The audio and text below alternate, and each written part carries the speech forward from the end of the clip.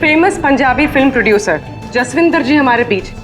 और आपने तो कल के न्यूज़पेपर में पढ़ा ही होगा कि वो अपनी अगली पंजाबी फिल्म की कास्टिंग कर रहे हैं, जिसके लिए वो male female lead actors, villain और कैरेक्टर एक्टर्स की तलाश में। तो आप लोग अपनी स्क्रिप्ट रेडी कर लीजिए, वो आते ही होंगे। And let me tell you, he is a very very busy man. All the best. Thank you. अरे सर आ गए। सत श्री अकाल जी साਰਿਆਂ ਨੂੰ सत श्री अकाल। रुको रुको रुको बेबी। सर देखो बेबी, पहले कैंडिडेट को 5 मिनट के बाद मेरे रूम के भेज लो। हाँ चलो जी, सत श्री अकाल। चलो मेरा तैयार है सर बैठ जाइए, मैं बताती हूँ। सर 5 मिनट ओके बैठ जाइए, आप लोग बैठ जाइए।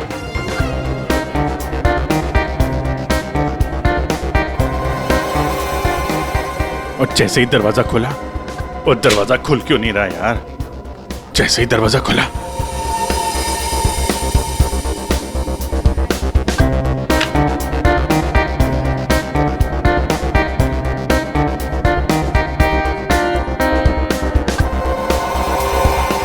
और हैंडसम इस कैरेक्टर के लिए आए। सर हाँ जी। सर वो लोग रेडी हैं। हाँ तो भेजो भेजो भेजो। Okay okay. अरे तुमको तो लीड करना चाहिए यार। क्या नाम है आपका? प्रतीक। प्रतीक।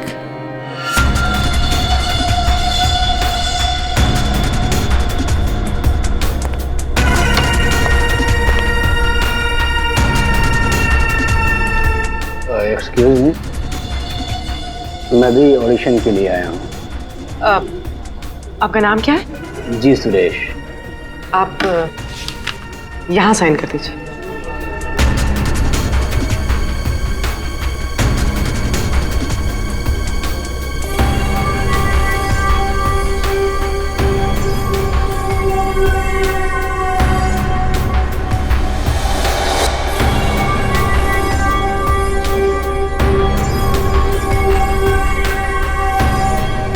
अंकिल ने फॉर्म भर दिया? हाँ हाँ।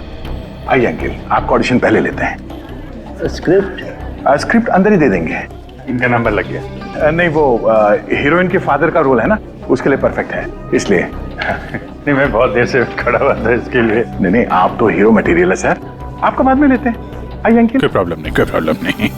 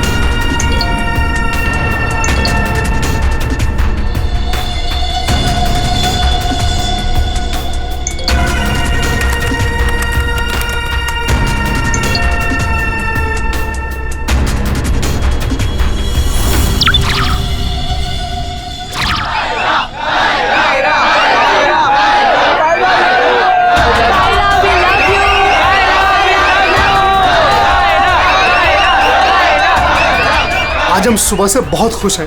जब से हमको पता चला है कि कायरा जी खुद रिबन काटने के लिए आ रही हैं। हम उनके बहुत बड़े फैन हैं और हम चाहते हैं कि उनके साथ एक सेल्फी हो जाए।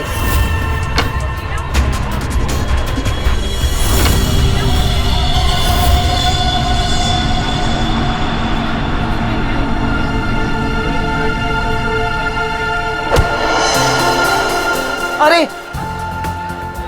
अरे अंकल, आप ठीक तो है ना? मैं ठीक हूँ।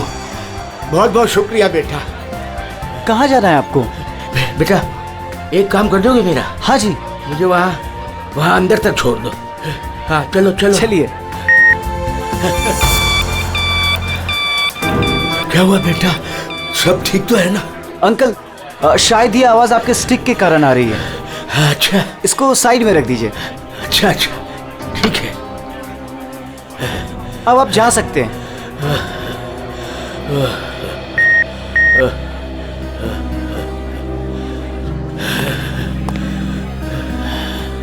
ये जो हमारी छड़ी, ये रही आपकी छड़ी। अंकल जी संभल के वैसे आप कहाँ जाना चाहते हैं? मैं आपको छोड़ देता हूँ। वहाँ आज ना मेरी कायरा आ रही है। हाँ वो तो यहाँ आने वाली हैं। बस उसी को मिलने आया हूँ।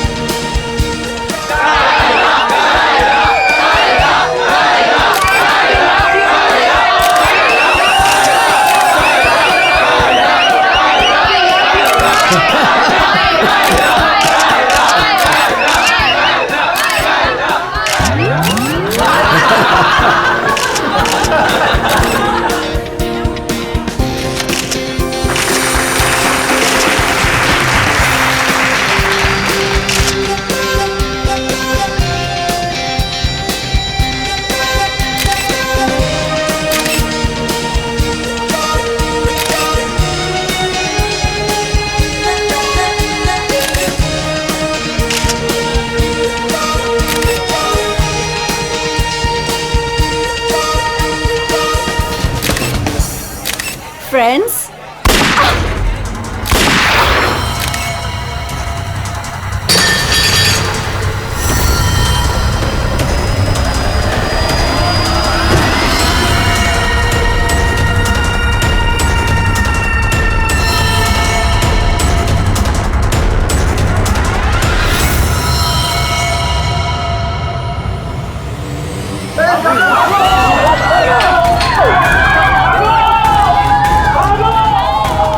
सारे एग्जिट सील कर दो। क्या हुआ? रोहित पकड़ इसको, पकड़ इस मुंडे को।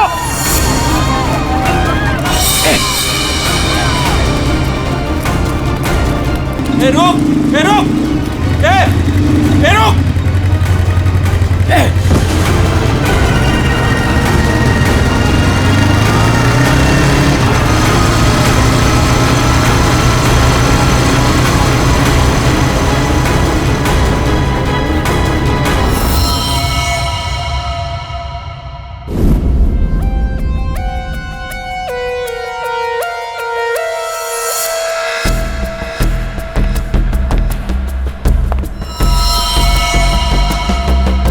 ये कैसे हो सकता? हाँ? 70 साल का एक बुजुर्ग आदमी सबके सामने इस लड़की को गोली मार देता है और जल्दी में यहां से भाग भी जाता है और किसी ने पकड़ा नहीं उसे। सर मैं भी ये सोच के हैरान हूँ कि ऐसा हो कैसे गया, लेकिन सर वो बूढ़ा आदमी दौड़ रहा था, वो भी किसी जवान की तरह बहुत तेज। उसके हाथ में गन देखी तुमने? नहीं सर, गन तो नहीं देखी, लेकिन कुछ गड़बड़ जरूर थी, क्योंकि जब वो आया तो चल भी नहीं पा रहा था और फिर उसने अपनी स्टिक फेंकी और ऐसे दौड़ा जैसे कोई रेस में पार्टिसिपेट कर रहा हो।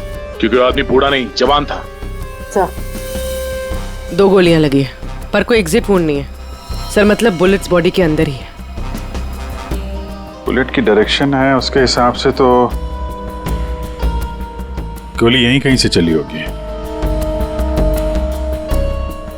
लेकिन इतनी भीड़ भाड़ में किसी ने गन कैसे नहीं देखी? पर सर इतनी कड़ी सिक्योरिटी होने के बावजूद कोई गन अंदर ला कैसे सकता है? सर हाँ सर, यहाँ पे जितनी मीडिया आई थी उनकी फुटेज, यहाँ पे जितने सीसीटीवी कैमरास लगे हैं उनका फुटेज, और ये कैमरा फोन सर, ये इसकी भी फुटेज मैंने निकाल दी और रेडी कर दी। एक एक करके प्ले करो।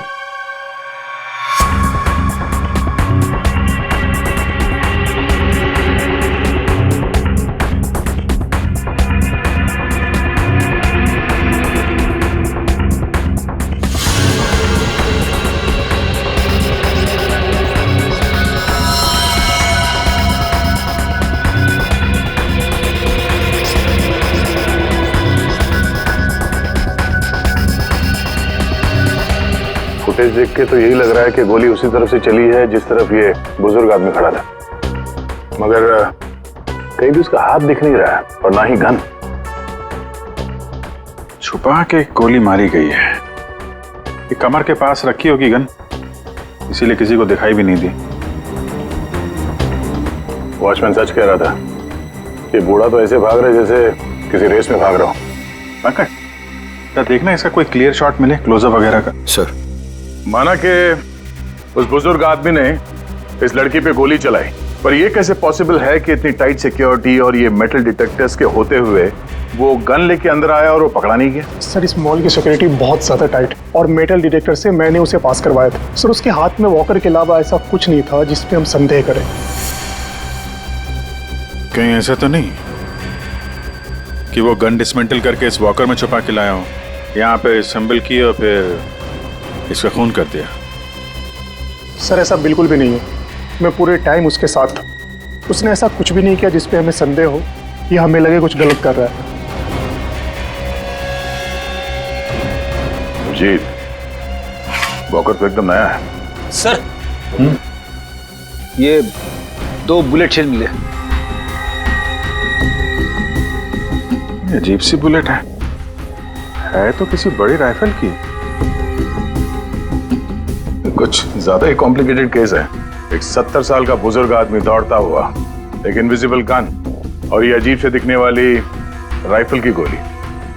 ये बात तो पक्की, वो बूढ़ा आदमी कोई बूढ़ा नहीं था, वो कोई नौजवान था जो भेष बदल कर आया था इसका खून करने के लिए। एक पेशेवर खूनी जो अपने आप को बहुत चालाक समझता है, लेकिन कब तक बचेगा?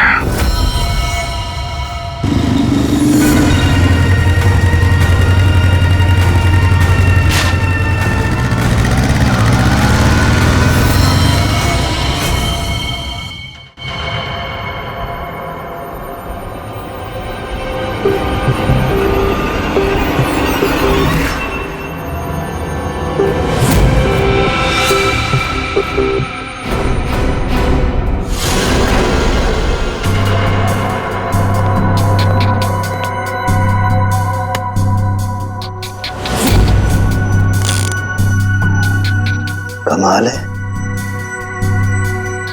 मेरे तो कुछ समझ में ही नहीं आ रहा है। सर, मेरे भी। आखिर क्या कारण हो सकता है? काफी कंफ्यूजिंग है ना?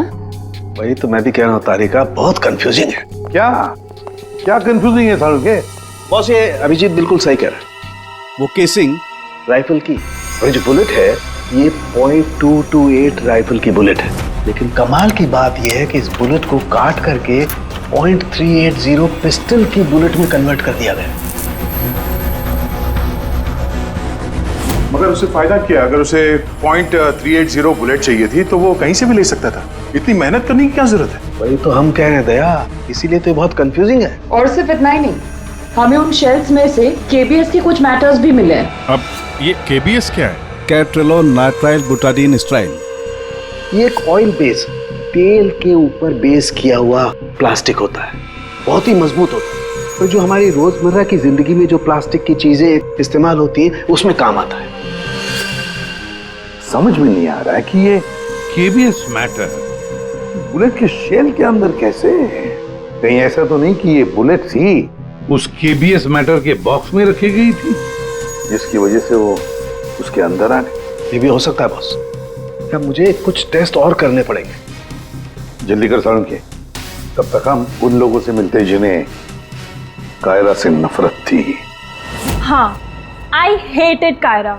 उसकी ब्यूटी की वजह से नहीं, बिकॉज उसकी हरकतें इतनी घटिया थी, वो इतना एटीट्यूड था उसमें, मुझे वो बिल्कुल भी पसंद नहीं थी। मेरी फिल्म आधी रेडी हो चुकी थी, लाखों का इन्वेस्टमेंट लग चुका था, और ये कायरा बीच में फिल्म छोड़ के चली गई। आप तो जानते हैं सर, फिल्मों में करोड़ों का इन्वेस्टमेंट होता है।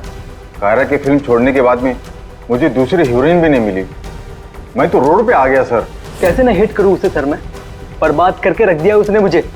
पूरी इंडस्ट्री में मेरी इमेज खराब करके रख दी है। हर तरफ ये अफवाह फैला दिया है कि मैं उससे प्यार करता हूँ। मेरी वाइफ मुझे छोड़कर चली गई। मेरा बस चलता तो मैं अपने हाथों से कायरा का गला दबा देता। अरे बीच काम में उसने अचानक से अपनी पेमेंट बढ़ा दी और फिर मुझे ब्लैकमेल करने लगी। वो हमारी कुछ पर्सनल फोटोज थी उसके पास में, जो मीडिया में देने की धमकी देती थी मुझे। सर मैंने अपनी माँ की कसम खाई थी कि मैं कायरा के साथ कभी काम नहीं करूंगा। उसने मुझसे प्रॉमिस किया था कि वो मेरे साथ एक इंटरनेशनल शो करेगी। एज पर द कॉन्ट्रैक्ट उसने कोई भी प्रॉमिस अपने पूरे नहीं किए। हैवी इन्वेस्टमेंट मेरा हुआ सर, बर्बाद करके रख दिया उसने मुझे। मैम आप ये बताइए कि आज सुबह 11:30 बजे कहाँ थी आप? ओ माय गॉड, आप लोग ये सोच रहे हैं कि कायरा को मैंने मारा है? Madam stop over reacting. You think I am a killer, right? Ma'am ये हमारा काम है, हम जो सवाल आपसे पूछ रहे हैं उसका जवाब आपको देना होगा। देखिए मुझे सर, कितनी सुंदर और नाजुक हूं मैं। आपको लगता है मैं किसी की जान ले सकती हूँ? Abhijeet, yes sir. या चल।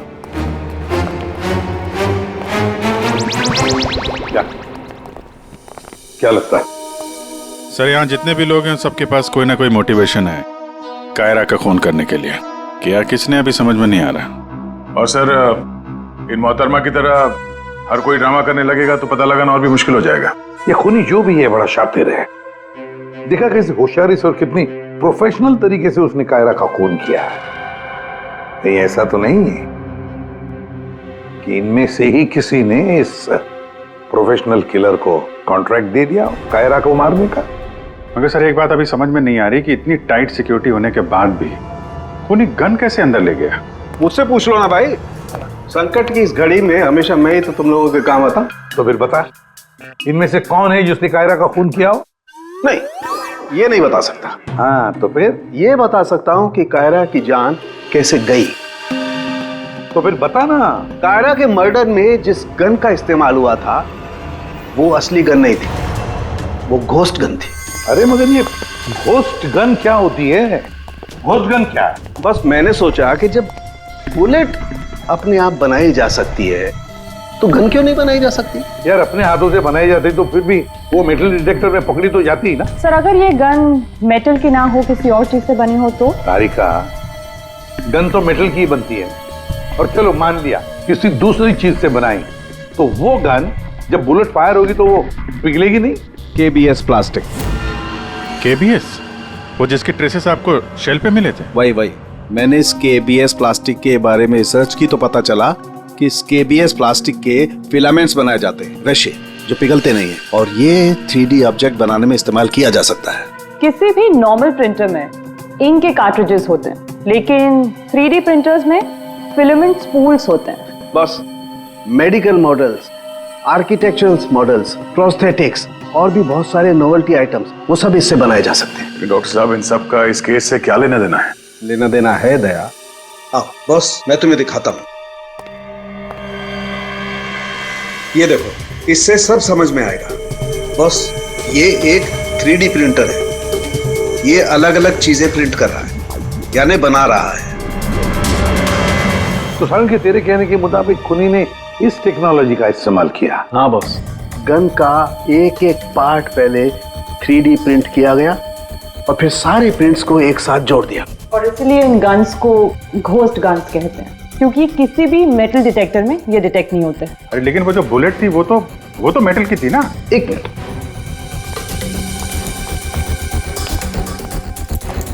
बस ये मेरी घड़ी पूरी मेटल की है। अब मैं इस घड़ी को पहन के इस मेटल डिटेक्टर में से पास होता हूं।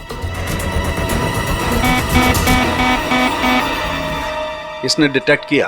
अब इसी घड़ी को हम केबीएस प्लास्टिक के बॉक्स में रखकर पास करते हैं।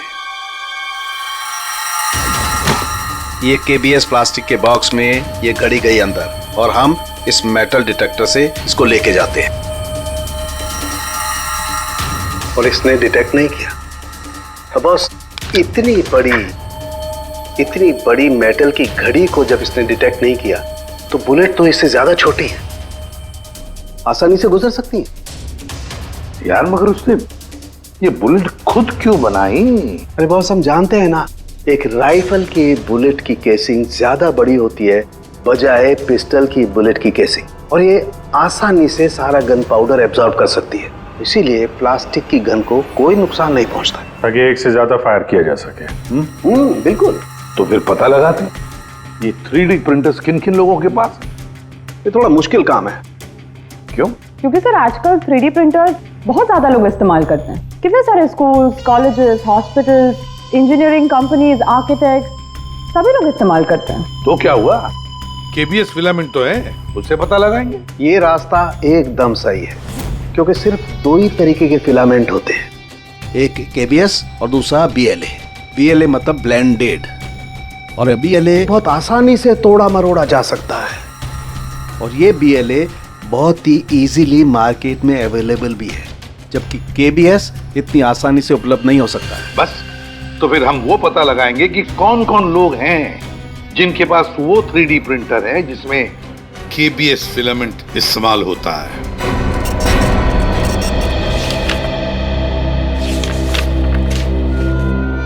Thank you welcome.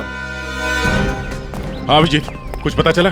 4 लोगों के नाम मिले हैं जो ये व्हाइट कलर की केबीएस फिलामेंट 3D प्रिंटर्स में यूज करते हैं। आकाश, वीरेंद्र, शैलेश और राजेश है स्पेक्टर डिजाइन फर्म का।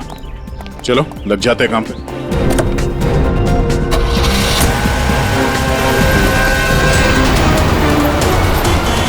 ये जो आप फिलामेंट यूज करते हैं वो किस किस प्रोडक्ट में करते हैं?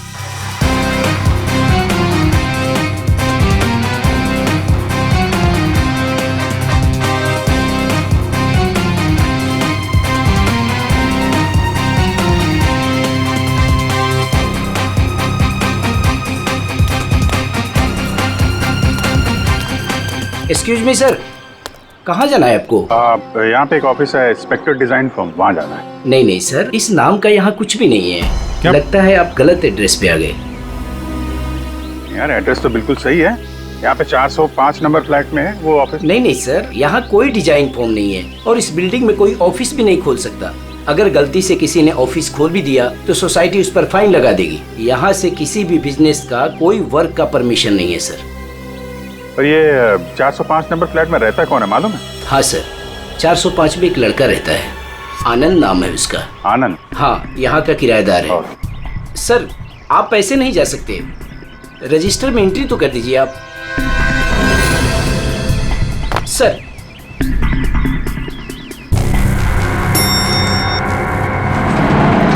एक्सक्यूज मी,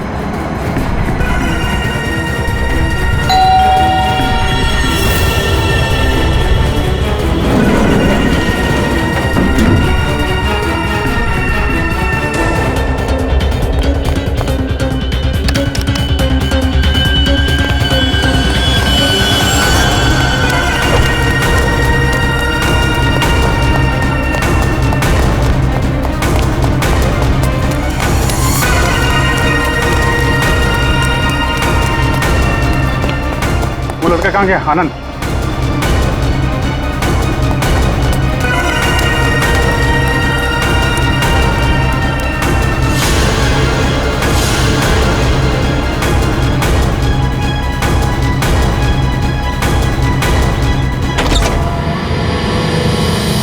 पूरे घर की तलाशी लेते हैं और जरा संभाल के। ये आनंद जरूरत से ज्यादा चालाक है, कुछ भी खतरा हो सकता है।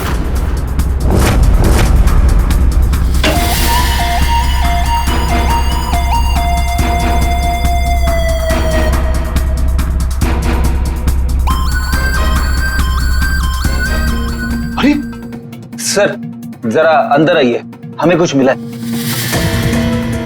क्या है? ये देखिए सर।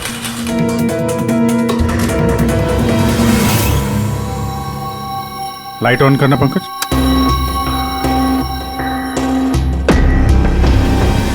यहाँ पे तो पूरा वर्कशॉप खोल के रखा है। तरुण के साहब सही कह रहे थे, ये आनंद गन बनाने के लिए यहीं पे एक्सपेरिमेंट कर रहा था। ये देखा फिलामेंट, यही वो फार्मूला है जिससे यहाँ पे वो 3D प्रिंटिंग वाली गन बना रहा था। लगता है सबको पिघला कर बना रहा था सब। ये गन जो है वो बड़ी बुलेट का फोर्स नहीं ले पा रही होगी, इसलिए उसने बुलेट काट के छोटी वाली बुलेट बनाई थी, ताकि इस गन से बुलेट चल सके और किसी की जान ले सके।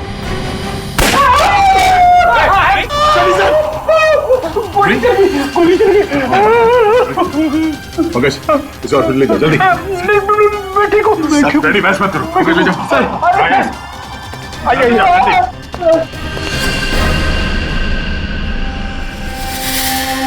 My God,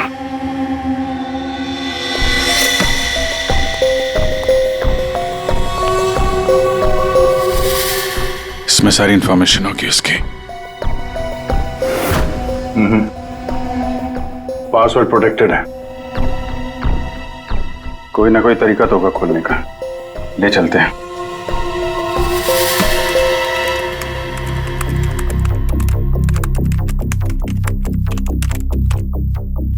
Come on.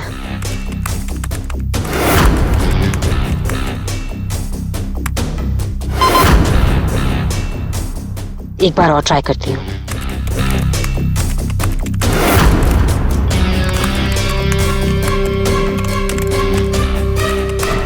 अलग अलग फॉर्मूला ट्राई कर रही हूँ, डिफरेंट कोडिंग्स भी ट्राई कर रही हूँ, लेकिन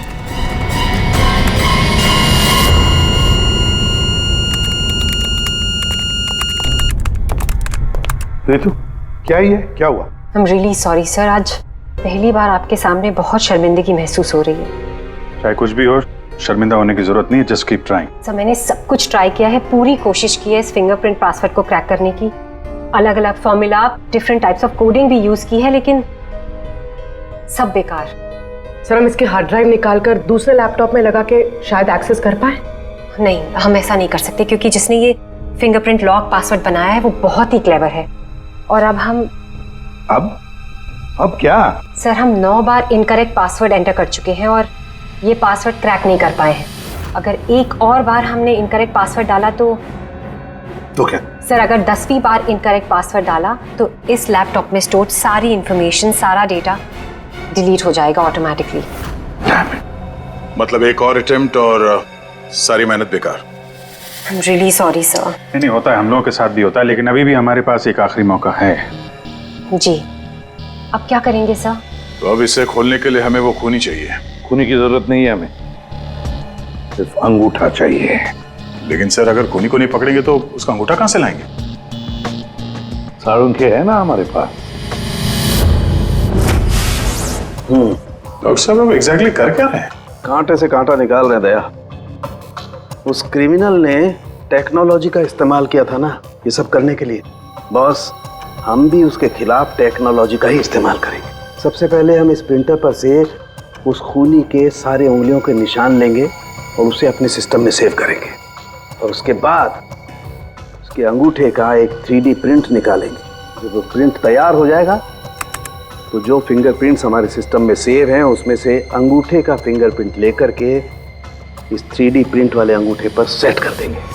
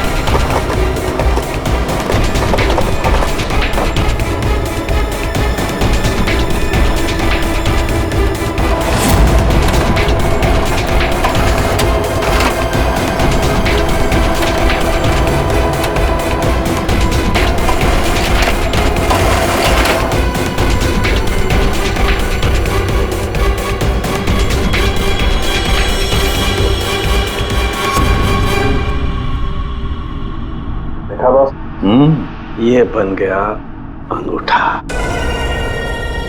अब इस अंगूठे के थंब इंप्रेशन से उसका ये लैपटॉप अनलॉक करेंगे हम।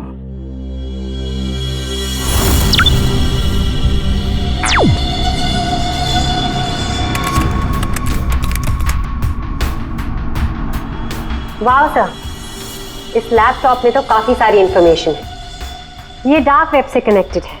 Dark web?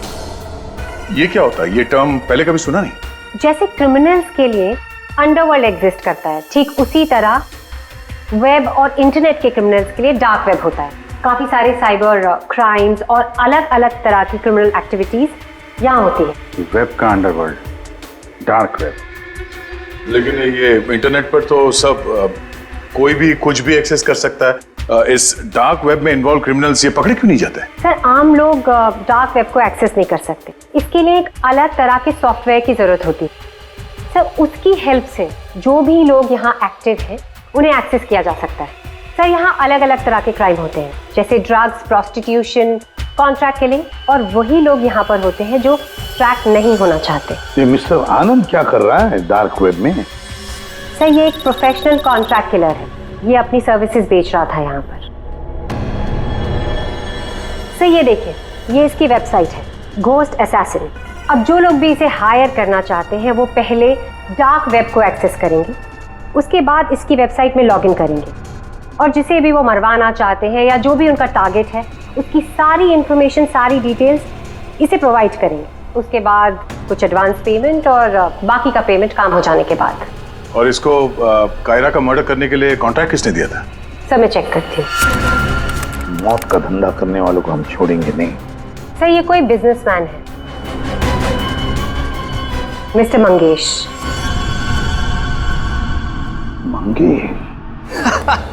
अरे तुझे मालूम नहीं मैं कितना खुश हूँ।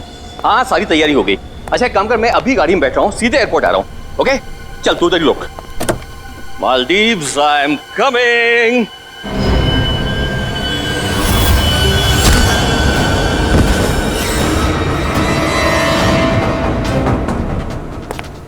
सॉरी मंगेश, तुम्हारी मालदीव्स की ट्रिप मैंने कैंसिल कर दी है। अब मैं तुम्हें सीधे सीआईडी ब्यूरो की सैर करवाता हूं, वो भी totally free of cost.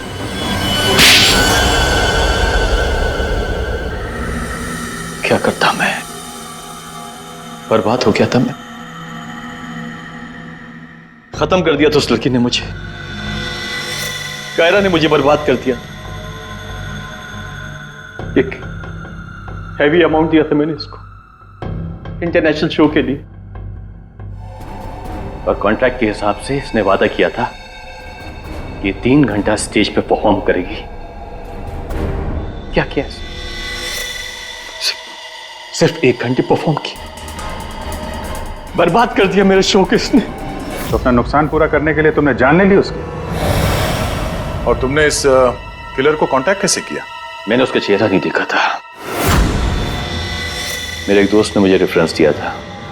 Online मैंने उसको कांटेक्ट किया, जिसका खून कराना था उसकी पूरी डिटेल्स, पूरी इंफॉर्मेशन, फोटोग्राफ्स एक छोटे से वीडियो में बना के भेज दी। फिर उसने अपना काम कर दिया। तुम कभी मिले नहीं उससे? मैं इससे कभी नहीं मिला, सब कुछ ऑनलाइन हुआ। उस असली खूनी को कैसे पकड़े सर? अभिजीत,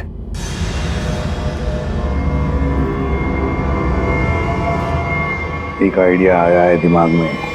नमस्कार, इस वक्त की सबसे बड़ी खबर कायरा मर्डर केस से आ रही है।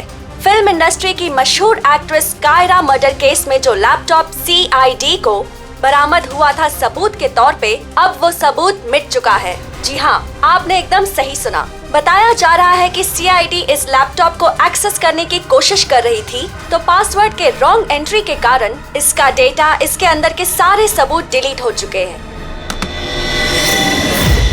मंगेश जी, अब कांटेक्ट करना तुम्हारे उस घोस्ट असैसिन को कि तुम्हारा कोई कांटेक्ट है जो किसी और को मरवाना चाहता है।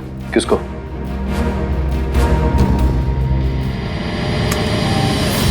ये है। देखिए, मेरा नाम नरेंद्र है, मैं फिल्में बनाता हूँ, मैं फिल्म प्रोड्यूसर। मेरा एक पार्टनर है, जसविंदर नाम है उसका, वो पंजाब में है। मैं चाहता हूँ कि आप उसका खून कर दें। मुझे पता है आप ये काम कर सकते हैं। उसके आपकी जो भी फीसें मैं देने के लिए तैयार हूँ।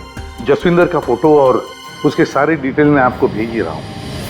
अब इस वीडियो को भेज दो तुम्हारे उस घोस्ट असैसिन को। अच्छा, ये जसविंदर कौन है? सर, आप हम में से किसी को जसविंदर बनाना चाहते हैं?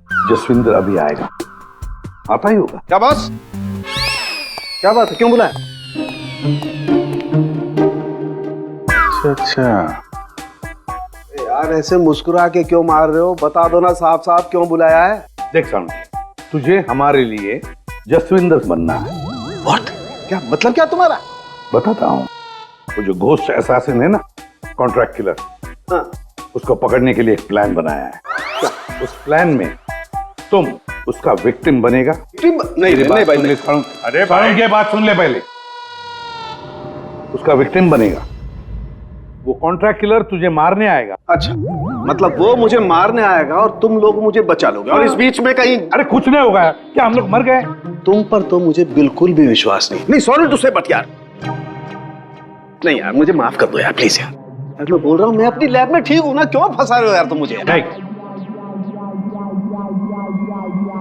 तू करेगा या नहीं करेगा? जब मैं घर पहुंचा रात के 11 बज रहे थे, मैंने देखा कि वो, ये लीजिए, वहां पे जाइए। Hi guys, just give your attention here now. Famous Punjabi film producer Jasvinder ji हमारे बीच। और आपने तो कल के न्यूज़पेपर में पढ़ा ही होगा कि वो अपनी अगली पंजाबी फिल्म की कास्टिंग कर रहे हैं, जिसके लिए वो male female lead actors, villain और कैरेक्टर एक्टर्स की तलाश में। तो आप लोग अपनी स्क्रिप्ट रेडी कर लीजिए, वो आते ही होंगे। And let me tell you, he is a very very busy man. All the best. Thank you. अरे सर आ गए। सत श्री अकाल जी साਰਿਆਂ ਨੂੰ, सत श्री अकाल। रुको बेबी सर, देखो बेबी, पहले कैंडिडेट को 5 मिनट के बाद मेरे रूम के भेज लो। हाँ चलो जी, सत श्री अकाल। चलो मेरा तैयार है, मेरा तैयार है। सर बैठ जाइए, मैं बता रही हूँ। सर 5 मिनट में बैठ जाइए, आप लोग बैठ जाइए।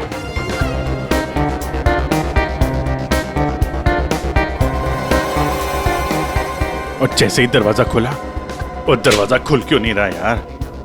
जैसे ही दरवाजा खुला,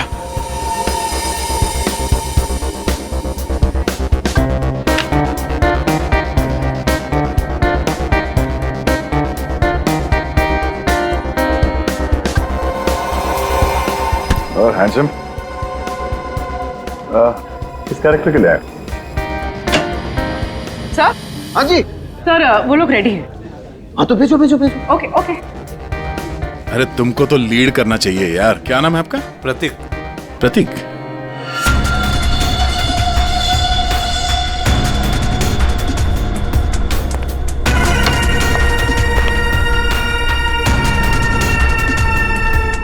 एक्सक्यूज मी, मैं भी ऑडिशन के लिए आया हूँ। आपका नाम क्या है? जी सुरेश। आप यहाँ साइन कर दीजिए।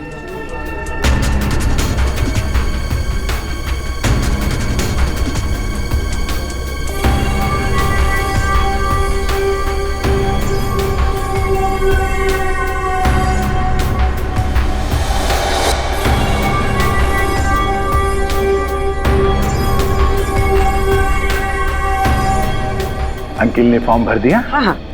आइए अंकिल, आपका ऑडिशन पहले लेते हैं। स्क्रिप्ट? स्क्रिप्ट अंदर ही दे देंगे।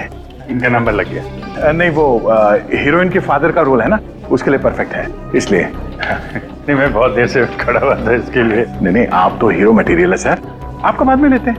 आइए अंकिल। कोई प्रॉब्लम नहीं, कोई प्रॉब्लम नहीं। आइए, सीनियर सिटीजन है भाई, समझा करो।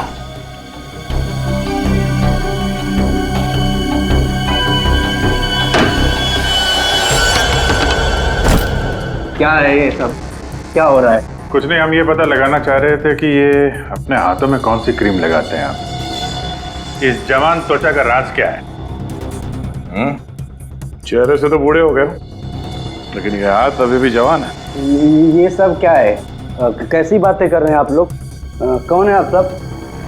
देखो चाचा, हम लोग CID से हैं, समझे? CID? लेकिन मैंने तो कुछ नहीं किया है। मैं क्या किया है और क्या नहीं,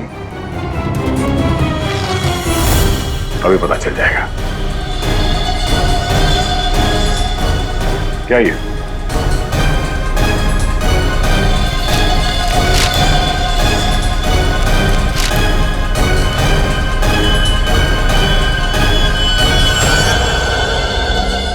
तो ये भेष बदल के यहाँ क्यों आए थे तुम? हैं? ये सब दाढ़ी वाड़ी लगा के क्या कर रहे हो यहाँ?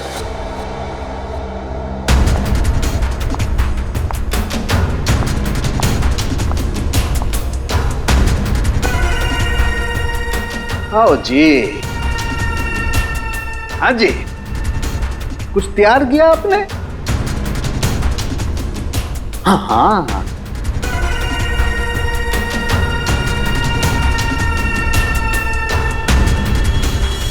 बहुत बढ़िया। हाँ सर, मैं तो बस एक एक्टर हूँ। रंगमंच थिएटर के बाहर एक एक्टर मिला था, उसने मुझे बताया कि इधर ऑडिशंस चल रहे हैं, 60 साल के ऊपर का एक कैरेक्टर है, अगर मैं गेटअप चेंज करके जाऊँ तो मुझे वो रोल मिल जाएगा। और उसने ये भी बताया कि प्रोड्यूसर साहब को मिठाई बहुत पसंद है, इसलिए मैं सबसे फेमस मिठाई वाले से ये मिठाई लेके आया।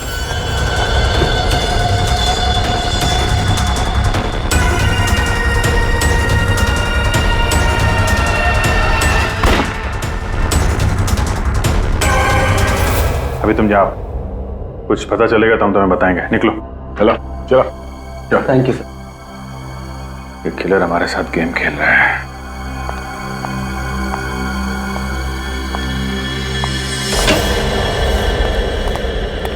अंकिल ने बहुत अच्छा ऑडिशन दिया, रोल पक्का।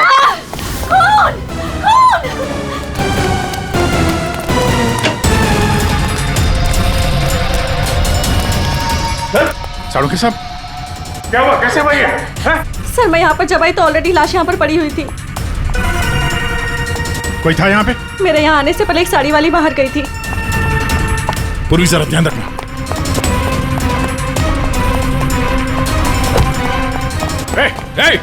हटिए, रुक। एक मिनट। चल हट। Excuse me. रुक।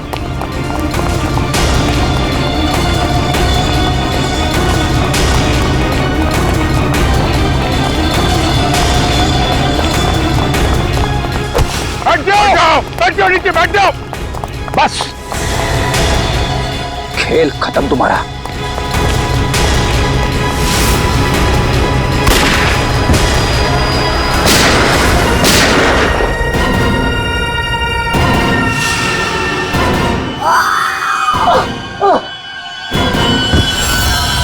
बस, तेरा डार्क वेब का खेल खत्म।